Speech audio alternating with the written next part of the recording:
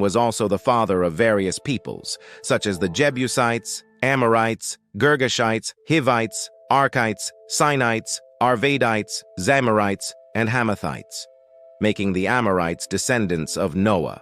What happened between Abraham and the Amorites? The subsequent mention of the Amorites in the Bible involves Abraham in Genesis 14:12. A conflict arose involving the kings of Shinar and Elessar, led by King Chedorlaomer against the kings of Sodom and Gomorrah. Chedorlaomer's forces emerged victorious, and during the battles they seized Lot, the nephew of Abraham, who resided in Sodom.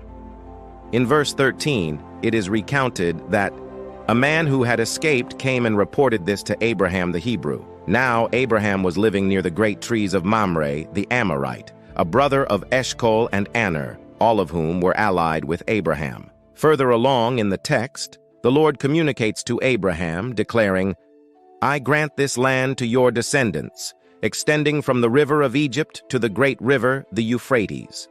It encompasses the territory of the Kenites, Kenizzites, Cadmonites, Hittites, Perizzites, Rephaim, Amorites, Canaanites, Girgashites, and Jebusites."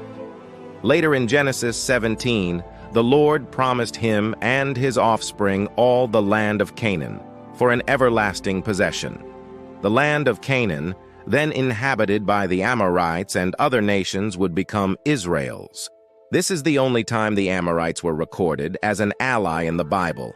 Otherwise, most of their mention is lumped together with the other wicked nations God commanded the Israelites to overthrow in the books of Genesis, Exodus, Numbers, and Joshua.